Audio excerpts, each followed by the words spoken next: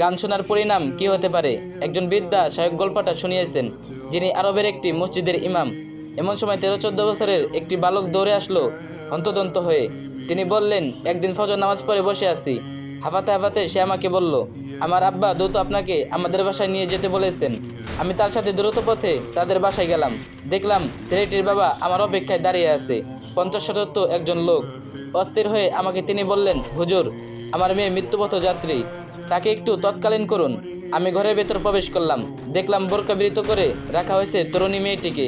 তার অবস্থা দেখেই বুঝতে পারলাম আর বেশি সময় বাকি নেই। আমি সবিনয়ে তার বাবাকে জিজ্ঞেস করলাম, আচ্ছা ভাই, সে কি করতো এমন, যে জন্য আজ তার এমন ভয়াবহ পরিণতি হলো? মেয়েটি বাবা ঢুকে কেঁদে উঠলেন। যাদের গান শোনার শখ আছে তাদের কাছে অনুরোধ, গান শোনা থেকে বিরত থাকুন। আমিন।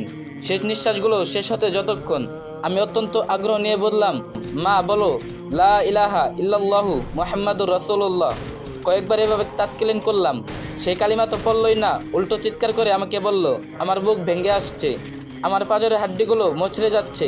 আমি আবার কালিমা তাৎকালীন করলাম। এবার সে এমন একটি বাক্য বলল যা বজ্রের মতো শোনালো আমার কানে। মেয়েটি বলল, ওই যে আমার জাহান্নাম আমাকে দেখাচ্ছে। খোদার কসম, আমি আমার জাহান্নাম দেখতে পাচ্ছি। এ কয়টা কথা বলেই সে চলে গেল।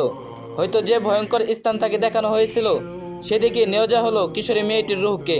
কারণ যে যে স্থানের অধিবাসী, মৃত্যুর পূর্বে তাকে সেই স্থানটি দেখানো হয়। আমি প্রচণ্ড আঘাত পেলাম, ভয় দেহ কাঁপতে লাগলো, মনটা বিষণ্ণ হয়ে উঠল। এমন একজন মানুষকে আমাকে দেখানো হলো, মনটা বিষণ্ণ হয়ে উঠল, যে কিনা জাহান্নামে যাচ্ছে আমাদেরকে জানিয়ে। এর চেয়ে দুঃখেরও আক্ষেপের বিষয় আর কি হতে পারে। আল্লাহ তাআলা সবাইকে গান থেকে বিরত রাখুন। আর ভিডিওটা একটা শেয়ার করে দিন, আর যে যেতে পারেন বেশি বেশি কমেন্ট করে দিন।